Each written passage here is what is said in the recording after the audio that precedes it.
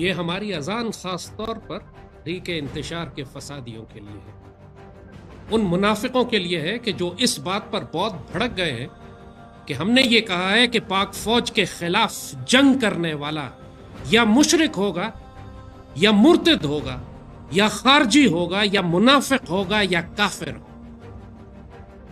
اس بات میں کس کو شبہ ہو سکتا ہے کہ اس پاک سرزمین، اس مدینہ ثانی، اس سیدی رسول اللہ کے پاکستان کے خلاف جنگ کرنے والا صرف کوئی کافر، مرتد، مشرک، یہ منہ سے سپاری نکال کے بات کر رہے بابا، اس کے منہ میں پیدائشی سپاری ہے، یہ توتلا ہے، خارجی یا منافق ہو سکتا۔ کوئی مسلمان اس بات کو تسلیم نہیں کرے گا کہ اس پاکستان کے خلاف جنگ کرنا جائز ہے۔ یہ سیدی رسول اللہ کا پاکستان ہے، یہ مدینہ ثانی ہے، یہ رایات السود والا لشکر ہے، یہ وہ فوج ہے جس کو سیدی رسول اللہ نے غزوہ ہند کے لیے تیار کیا۔ ارے کہنا کیا چاہتے ہو؟ اس کے خلاف صرف ہندو مشرک جنگ کرتے ہیں، یہودی صہیونی کافر جنگ کرتے ہیں، جہنم کے کتے جنگ کرتے ہیں۔ ابے جلدی بول، کل صبح پنویل نکلنا ہے۔ بدترین مرتد اور منافق جنگ کرتے ہیں۔ یہی ایک نشانی ہے کہ یہ پاکستان وقت کا فرقان ہے۔ جس نے اس پاک سرزمین سے وفاداری کی وہ اللہ کے رسول صلی اللہ علیہ وسلم کا وفادار ہے، اور جس نے اس پاک سرزمین سے خیانت کی وہی اللہ اس کے رسول صلی اللہ علیہ وآلہ وسلم کا دشمن اور زمین میں فساد کرنے والا۔ اللہ نے یہ ساری نشانیاں قرآن میں بتائی ہیں۔ میں کون ہوتا ہوں؟ میں کسی شخص کو منافق کہوں؟ میں کون ہوتا ہوں؟ میں کسی شخص کو مشرک کہوں؟ لیکن اللہ اس کے رسول صلی اللہ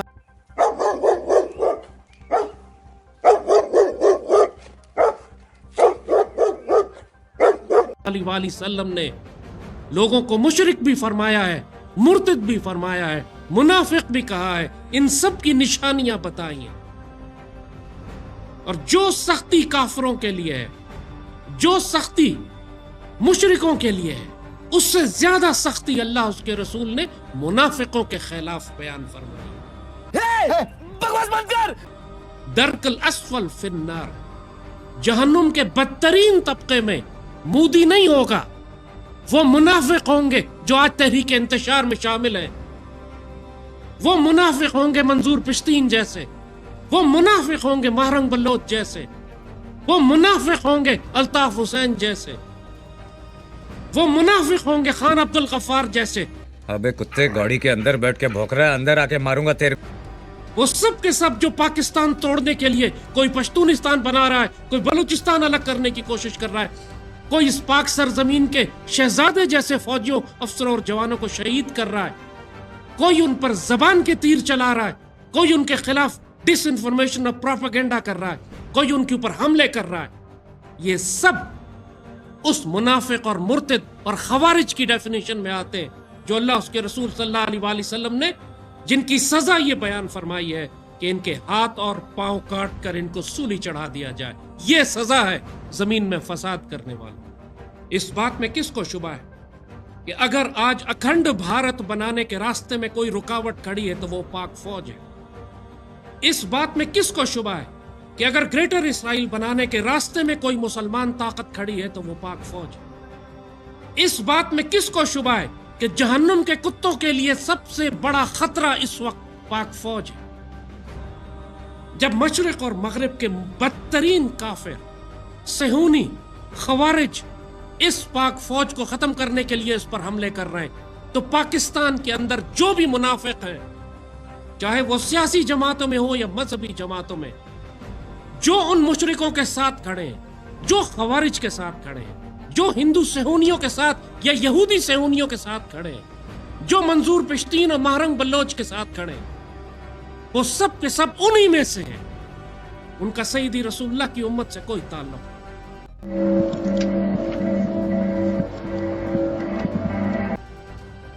صرف ایک معیار ہے ہمارے پاس اس وقت، कि सैयदी रसूलुल्लाह के इन रायातो सूद गहरे सब्ज रंग के परचमों के साथ कौन खड़ा हुआ, इस पाक सरजमीन की महाफिज फौज के साथ कौन खड़ा हुआ। अल्लाह ना करे अगर ये पाक फौज तबाह होती है तो फिर आलम इस्लाम में कौन सी ऐसी ताकत है जो हिंदू मुशरिकों को अखंड भारत बनाने से रोक सके, या यहूदी सेहोनियों को पूरी मुसलमान दुनिया पर कब्जा करने से रोक सके। इस पाक फौज के अंदर ये हमारे बेटे हैं, हमारे भाई हैं, हमारे माशरे से गए हैं। बेशक इसमें बहुत सारी कमजोरियां और खामियां हैं, इसमें गुनाहगार भी हैं, अल्लाह के वली भी हैं। जिस तरह इस पाक सरजमीन में हर कोई अल्लाह का वली तो नहीं है, अक्सरियत तो गुनाहगार है, मगर इसके बावजूद ये पाकिस्तान अल्लाह उसके रसूल के लिए कीमती है। उसके बावजूद ये पाकिस्तान मशरिक और मगरिब में कुफर की राह में सबसे बड़ी चट्टान है जो सईदी रसूलुल्लाह की उम्मत की हिफाजत कर रही है। और इस चट्टान का मरकज ये पाक फौज है। जिसने इस पाक फौज के अफसरों और जवानों को शहीद किया या इनको शहीद करने वालों का साथ दिया या पाक फौज के खिलाफ जहरीला प्रोपेगेंडा उगला या पाक फौज के अफसरों और जवानों की और शोहदा की तौहीन की, तो अच्छी तरह समझ लो वो मुर्तिदों में से, वो खवारिज में से, वो मुनाफिकों में से। इससे कोई फर्क नहीं पड़ता कि तुम्हारा किस मजहबी या सियासी जमात से ताल्लुक है। आपस के इख्तलाफात सियासत में होते रहते हैं, लेकिन किसी को यह इजाजत नहीं है कि इस पाक सरजमीन को तबाह करे, इस पाक फौज पर हमले करे, जहन्नुम के कुत्तों का साथ दे। आज हम देख रहे हैं पीटीआई को एक जानिब मंजूर पिश्तीन के साथ इत्तेहाद कर रहे हैं, एक जानिब मारंग के साथ इत्तेहाद कर रहे हैं। क्या जानते नहीं है कि एक पश्तूनिस्तान बनाना चाहता है, एक बलूचिस्तान तोड़ना चाहता है यहूदियों और मुशरिकों के कहने पर? तुम लोग पागल हो चुके हो क्या? पहले तुमने पाक फौज पर हमले किए, पूरी दुनिया का दुश्मन प्रोपेगेंडा तुम्हारी इंफॉर्मेशन वॉरफेयर टीम है जो कर रही है पाकिस्तान के खिलाफ। तुम लोग बावले कुत्ते हो चुके हो, तुम्हें शैतान ने छू के पागल कर दिया। तुम लोग इस काबिल हो कि तुम्हारे हाथ और पांव काट के तुम्हें सूली चढ़ा दिया जाए क्योंकि तुम जमीन में फसाद करने वाले। तुम्हारी नफरत, वो जानी बदकार नशई जो जेल में बंद है, उसकी मोहब्बत में तुमने इस पाक सरजमीन के खिलाफ इतना बड़ा महाज खड़ा कर दिया है कि हिंदू कहते हैं कि हमें पाकिस्तान से जंग करने की जरूरत नहीं है। इमरान खान और उसके फसादी हैं पाकिस्तान में फसाद फैलाने के लिए। डूब के क्यों नहीं मर जाता है तुम लोग शर्म से? लेकिन शर्म होती तो यहां तक तुम कभी पहुंचते ही नहीं। बात तो सही है। अच्छी तरह समझ लो कि पाकिस्तान हमारी रेड लाइन है, ये पाक फौज हमारी रेड लाइन। तुमने अगर पाक फौज के खिलाफ बात की तो हमारी तलवारें तुम्हारी गर्दनों पर होंगी। अच्छा